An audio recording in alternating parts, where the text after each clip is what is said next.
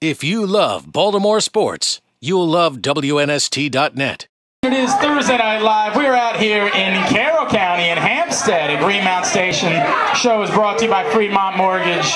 I'm Glenn. To my left, we've already introduced him once, but give it up again for Dennis Pitta, please, ladies and gentlemen. And for the first time this season, you get to do 2 introductions. I know. That's kind of neat, right? That's kind of neat. He is a rookie out of Cal Poly, correct? Cal Poly. True. Cornerback for your Baltimore Ravens, Dennis Pitta. Your second guest tonight is? Asa Jackson. Give it up for Asa. That was pretty good. That was way better. Way better. Much better. Appreciate it, Dennis. Yeah. Do you guys like Asa better than Sean? Is this going to be a thing? Like, are we going to... Sean was... By the way, you know what I liked? I've been trying to get you to start fights with your teammates all season. I didn't have to try to with Sean. Got a little controversial. You guys we're going at it a little bit. I appreciate it. I mean, I just felt like he was attacking me for leaving my wife in Arizona, when in reality I was trying to protect her from the storm. But that's okay. Oh, man. Asa, it's good to have you out here, man. We really appreciate it. Thanks for coming. Nice to be here. All right, so we've had a couple of rookies out this season. Dennis, we had Justin Tucker out. We learned that he is an Italian opera singer. We learned a lot about Justin Tucker. We did learn a lot about Justin. You didn't throw that game in Houston because Justin was going to have to come sing opera, right? Like, that wasn't the story there? Was that what was going to happen? He got off the hook because you guys lost that game. Yeah, but he probably doesn't even remember. We could probably just tell him. Just convince him that he had to come back out? Yeah. Remind me, we'll do that. Yeah. We learned that Gino Gradkowski did something with bananas and Sprite, and I still don't really know what it was, but I think it was dangerous. Yeah, something, and then he was vomiting. Yeah, it just didn't seem good. What did we learn about Asa Jackson? Do you remember what Asa Jackson's rookie talent was this year on Rookie Talent Night? Honestly, the only one I remember is Justin Tucker for some reason. Really? He got up twice. He had 2 acts. Everybody, hang on. Was Asa one that you remember having to push up there a little bit? I don't remember. I mean, all right. At that point in camp, you don't really know all the rookies that well. Oh, that's what it was. You know? You're saying that he wasn't important enough to know. No, that's not true. But clearly his performance wasn't as memorable as others because I don't remember it. But what did you do? Appreciate it, Dennis. What'd you do? No, I sang a Bob Marley and Lauryn Hill song. I think I heard that from somebody else. They actually said it was pretty good. I did all right. You did all right? Oh, Sean Considine says no. Sean says nah. Sean's a hater. Don't worry about Sean.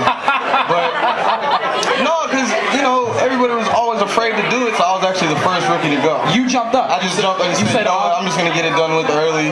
Were you maybe trying to show off a little bit to make sure? No, because when you hear about the NFL, you always hear about the hazing, and I don't like icy hot on my face. I don't like being duct taped to and thrown in the cold tub. So I figured, Coach said if you get up and sing, you can't get hazed. So I said I'm gonna knock it out right in the beginning. Just get it out the way. Whatever happens, happens. That's a good way of looking at it. If the choices were icy hot on your face or singing, I'm pretty sure just about all of us. I'll take a couple boos to keep that off my face. What was the atmosphere in the room, by the way? Did you get razzed a little bit? No, they actually cheered at the end. And you didn't remember it, Dennis Pitta? I mean, there was a lot of different people that went. Yeah, it was a lot of... There's like 10 rookies. You couldn't remember what it was? No, there's a lot more than 10 rookies. There's more in camp. Oh, okay. I guess everybody... It's all the rookies in camp. Yeah, we had a lot of them. Fair enough. You don't remember the dude with the magic tricks? Whoa. I do remember him. Who did magic tricks? I don't remember his name, but I remember his magic tricks. The tricks were sweet. Yeah. You know what's going to happen? It's going to turn out that he was a linebacker, and at some point in the future, you're going to go up against him. No, he was a lineman. Oh, all right. I guess you're probably off. I can picture his face. I don't know. He wasn't. There's no name registered. Wasn't important enough to remember. I understand that. Hey, so what's this been like for you, being in Baltimore this first year, 8 games, being active, being on the field, being involved? I'm sure a lot of your friends are still, licking their chops for their first chance to go out and become an NFL player. What's it been like for you really being out there? No, it's been a great experience so far. It's been the NFL's been something that I've been looking to try to get to since I was literally about 7 years old. So to finally be in the position to be out there and be playing and be a part of a team in the NFL, you know, it's obviously a dream come true. Being on the same side of the field as legends, as icons in the game. Dennis Pitta told us last week he doesn't know that Ray Lewis actually knows his name. Did you have like an interaction with Ray Lewis at some point and kind of have to pinch yourself like, this dude knows who I am? Yeah, we've had a couple. When I had that almost touchdown against Detroit, we talked for a minute, a couple of days after that, just, you know, about returning stuff, and then, you know, we get taped at the same time sometimes, so we'll talk a little bit, and then he had a turf toe injury, and I was dealing with the same injury for a couple of years, so I was just asking him, you know, just how he takes care of his foot, but, you know, he does know my name. He'll say what's up to me every now and again. Wait a second, he knows your name, he doesn't know Dennis Pitta's name, he just calls him P. What does that say, Dennis Pitta? No, I mean, I'm sure he probably does know my name. Are you sure? I've never heard it out of his mouth. Right. But I feel like you give people nicknames when you're like cool with them. Yeah, I mean, maybe we're on that level. I don't know. Like you didn't know that you guys were secretly best friends? Yeah. He came up to you one day. He did like half a handshake. You're like, I don't even know what that was, but it was awesome. But it felt good, and I'm going to go with it. Yeah, something like that. I'm just going to keep doing it. Asa, being a part of the Baltimore Ravens defense, you and I talked about this before you came in, what it was going to be like. And I, you know, you've heard things this way. It's not the Baltimore Ravens defense anymore. It's not, but what does it mean to you know, as a guy that probably grew up watching a lot of these guys to be a part of it? Now, it's funny because as early as, you know, last year, I would watch Ray Lewis highlights to get, like, amped up for my college games. So, you know, it's you know, what more would you want than a college player coming out to play on a defense that's been, you know, so highly respected and revered through the NFL for the whole time that they've been in the league? You know, that's a dream in itself. You know, it just so happens that my favorite colors happen to be purple and black. So, you know, how did that work out? You know, everything happens for a reason. So, how about that? You know, it was, you know, it's just been an amazing experience so far. Dennis, I had suggested that maybe with Ray out, you're going to have to take over some of the leadership responsibilities. I had thrown out maybe you could be the guy that danced. Maybe you could be the guy that gives the speech the night before the game in the hotel. Did anybody get up and do that the night before the Houston game? Did anybody get up and say anything and try to fill the shoes of Ray Lewis in that way? I don't know. I mean, you know, Ray doesn't always, the night before a game, he's not always the one that gets up and says something. You know, big games, important games, you know, he'll always get up and say something. I don't know if anyone got up and said anything. I want to say Ed Reed maybe did. I don't really remember. You know, it was so long ago. It was like 2 weeks ago. It's a good thing you didn't throw it in, because I was going to say whoever it was, they're not allowed to do it anymore. Because clearly it didn't work. They didn't inspire us. Right. Yeah, I don't. You guys left it back in the hotel that night. Yeah. I'm kidding. I mean, I just feel like you're being hurtful right now. I'm sorry. I don't mean that. Are you still going to invite me to the Pancake Social? You were never invited to the Pancake Social, actually. That's probably the case. Yeah. I figured that was probably the case. All right. This week, getting ready for Cleveland. Asa, this is the first time you're going to get the chance to play an opponent twice in your NFL career. What is it, looking at film and do you guys go back and look at the first game, or do you sort of say, we don't even pretend like that, we pretend like that didn't even happen, we just look at what these guys have done in the weeks leading up to this one? You go back and look at both. You know, part of getting ready for an opponent, at least from what I've seen so far, is kind of self-scouting and seeing what, you know, other teams would do to your defense. And since we've already played them once, we got a real good example of what they want to try to do. When you couple that with the games that they've played up to that point, being able to see what kind of new wrinkles they've tried to put in to, you know, defeat some of the stuff that we may play also, like some other teams, you know, it makes it to try to get a real sound game plan, and I think that's what we're looking to do going into Cleveland. Obviously, their results have been better the last couple of weeks, the Cleveland Browns.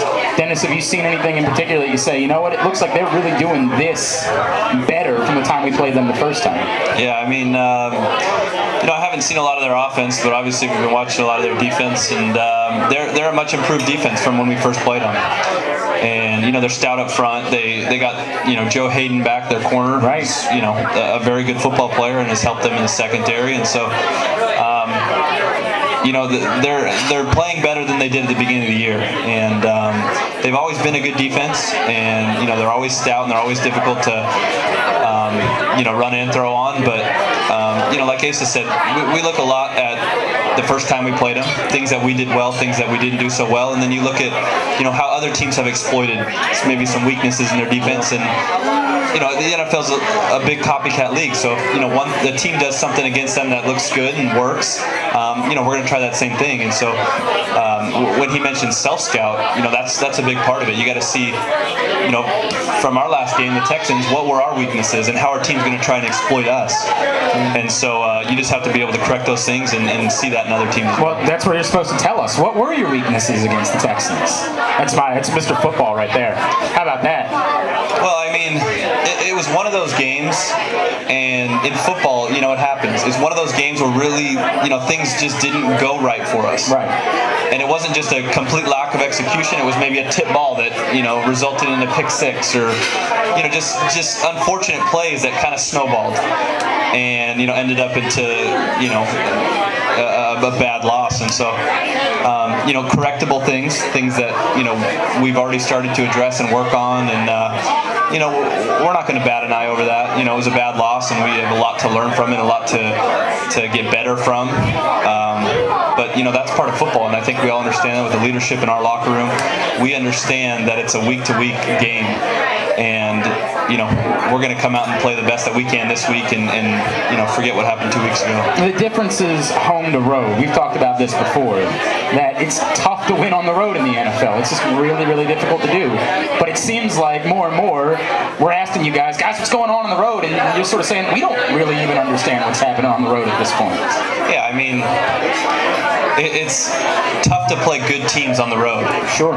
And the Houston Texans are a really good football team, and they played really well the other night. And you combine that with their home crowd in a tough environment, and that's a tough team to beat. And that you see that all around the NFL. And teams are struggling to win on the road, but at the same time, it's hard to win any week. Right, that's fair. Asa, you had an opportunity, or you're getting an opportunity now, and this is the way it works in the NFL. A guy like Ladarius goes down, and the league works. Next man up. We're going to be calling on you, and you better be ready to go. What was that moment like for you? Because it's tough. It stings when someone like Ladarius goes down. How do you respond to that and say, okay, I'm ready. Put me in. Let me go. Yeah, no, it's it was real hard when Ladarius went down, because he's one of the people that has helped me transition to being able to play nickel. Because in college I didn't play nickel, I played only corner on the outside. And it may not seem like too much of a difference, but it actually is a real different position than just playing corner. So with having someone as good as him to be able to study behind and pick his brain about stuff, it helped me a lot to improve my play over the last 8 weeks. And for him to go down, it's tough. You never want to see one of your friends, one of your teammates go down, but at the same time, it kind of makes you realize that, all right, well, now I really, it's really going to be my time, and I have to be ready to go, or else they're going to find somebody else. Sure, and that even for a guy like him, he probably got his first opportunity in a similar situation. Somebody went down, Dominique Foxworth gets hurt, and he's called upon to do the same thing. It's just the way that this is football. You got to be ready for it, no question.